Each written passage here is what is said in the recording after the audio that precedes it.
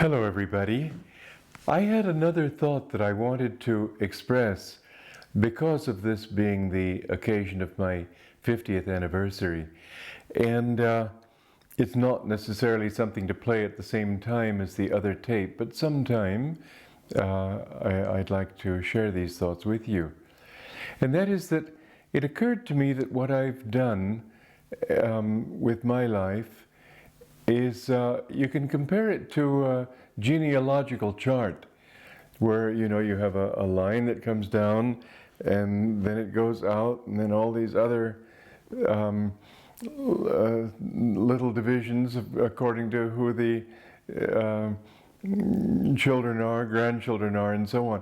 And what I thought was that Master gave us so many children in the sense of different ideas, different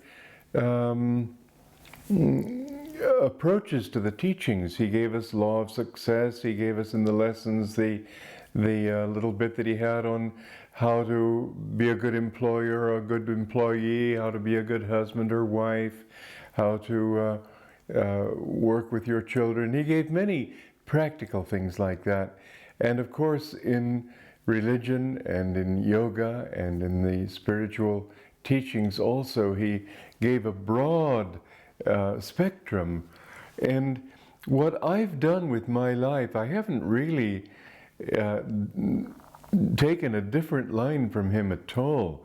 I've spent my entire life trying to meditate on what he said, what he did, and even with his idea of the law of success, I took that as a guideline that these teachings can also be applied in many different ways, which I've done with my secrets books and so on. But you'll notice that all of my books are attempts to explore the potentials in his teachings for application to people in different life situations. And I've often described it as the spokes of a wheel, where the center of the wheel, the hub, is the essence of our teaching, yet that hub reaches out to people in all walks of life. Now, if you've got a teaching that's geared, for example, to fishermen, and then you have to present them to bankers,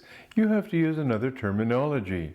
And it's not changing the teachings, change the terminology. What you're doing is simply adapting it and making it and applying it. So what I've done then in everything that I've written and the songs and everything, it's really intentionally been seminal, not exhaustive. I've thought of Master, Einstein, with his discovery of relativity and his other great discoveries, has had a major impact on civilization. And I would say that the number of people who really understand his law of, or theory, whichever, of relativity is very small. I know at one time it was considered to be only 10 scientists. But through them and through what they've said, his essential theory has become applied to all kinds of different fields in the arts, in politics, in education, in morals, and everything. Well, with the same idea, I've tried to write seminally so that as I explored the different aspects of Master's teaching, this genealogical chart could go on. That in a book on education, for example, my book, Education for Life, it's not exhaustive. It's not meant to be. It's meant to get people moving in a particular direction and exploring all the implications in that. I think that any number of books could be written. That's why I remember now when Master told me my work was writing and lecturing, and I said, but hasn't everything been written that needs to be written? And Master, as you know, looked a bit shocked. He said, don't say that. Much more is needed. And the same thing is true now, that whatever I've done, the purpose of it is to have each one of you in different ways take that, and many other people maybe too, take that and explore it outward, so that genealogical chart reaches out from 2 children to 10 grandchildren to 50 great-grandchildren to hundreds of great-great-grandchildren, however that should go. But so that you can see that what Master originally brought will continue. Now, it would be a great pity if people coming to Ananda bypassed all of that, said, well, Kriyananda's done that, let me try to do something else. You might be able to do it creatively and no harm, but I would like especially to think that you will try to explore ways of exploring further, I should say, what I've already offered, because it can go so much deeper that way. I haven't tried to make it anything but seminal, that is to say, a seed from which other plants can grow. And for example, somebody was writing songs at Ananda in the style of John Denver. Well, that's bypassing the whole thing. It's bypassing me, it's bypassing Master, it's bypassing his whole mission, and the mere fact of it's being done at Ananda doesn't make it an Ananda thing, but it's also it's missing the point of what could really keep this ray spreading outward to many people. I hope you understand that in the way that I mean it, because I don't at all mean that what I've done you've got to do. And yet I have, with my life, offered such a vast field that I would think that the best thing would be to try to explore the implications in that, rather than say, well, now I too am a disciple of Master, let me create new fields. And then we have shortcuts and we have detours. Sometimes it will work, sometimes it won't work. If you want to do it, I've no objection. I'm not trying to tell you, but I've had a bit of well, you know, I'm not at the end of my life yet, I don't suppose, but certainly I'm far along the road. Your 50th anniversary is, you're no spring chicken when you've reached that. And most people who do anything in this world, if they live to see it, it's to their regret. Maybe they won't live to see it, but things change. And I'm resigned to Ananda changing. There's nothing I can do about it. In a way, I'd rather it were to, whatever line of development it's going to take, I'd almost rather it were during my lifetime, so perhaps I can offer a few words one way or another, but it's bound to anyway. And it would be a pity if you tried to keep it rigidly just the way I did it. That wouldn't work either. But in fact, look at SRF. They've tried so rigidly to stay with just what Master did, and I don't know that it's at all the way he did. He said to Dayamata once, "How you all will change my work.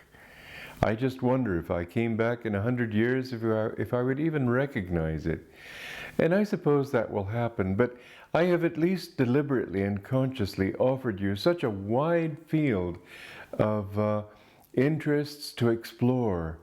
And I think that this work will remain dynamic the closer it keeps in touch with its roots. What I've done being one root, but that's also a sort of an outgrowth of what Master did. And what Master did is an outgrowth of what Lahiri Mahashaya and Sri Yukteswar did. And it all goes back to Babaji and Jesus. And I would like to say that they did come with a particular ray. And the more we keep in touch with that ray, the more everything we do will have a certain power. So I thought this was worth adding for my 50th anniversary celebration. As you think, what shall we do in the future? I don't want you just doing my things. That's not my idea. I don't want you imitating me. That won't work. But if you can meditate on what I've tried to do and see how you can make it more detailed and more specific. I haven't written, as I said, the way the German philosophers did, where they tried to say the last word that could possibly express on every issue. I've tried just the opposite. And the same thing with Master. If you look at what he did, it was not definitive. He didn't explain it, didn't expect it to be that way.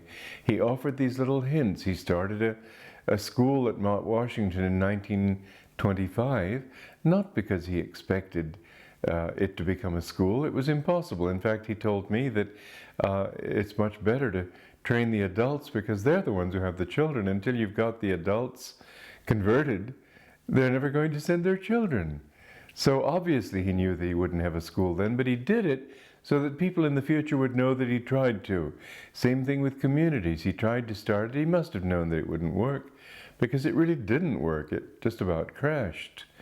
But he was so earnest about trying to start it. And I think the very fact that he tried was one thing that gave me the incentive to go ahead and really put it into practice when the time was right. And the same thing with the schools. And the same thing with everything, that it can't always be done at that time, but the fact that it's been tried will make it possible when the time comes. So let's try always to keep in tune with where our work comes from and not think, well, like I remember when I wanted to build a swimming pool at Crystal Hermitage, and I had this idea that came in meditation, so I presented my usual typical architectural plan on a little 3x5 piece of paper or something about like that. And then we called some well-known company that made swimming pools, and the first thing the man said was that, well, you got to allow us a chance to be creative too, and I didn't want him. I got somebody else who would do what I was trying to do. If he were somebody who had tried to tune in first to what I was trying to do and then improved on that, that would be different. But just sort of, well, I got to put my own ego into it, my own creativity, that wouldn't be the right way to do it. So I haven't done anything that I have felt was mine. I don't feel it's my music, I don't feel they're my books. These are things that I've been given, but they're not mine. And that's why I say that I can accept that if you change this work, it's your work, it's not my work. It's Master's work, however, primarily. And the more we understand it that way, I think the more good we'll be able to do, because the ray will be kept pristine, fresh and strong. So just that one little added thought. God bless you all.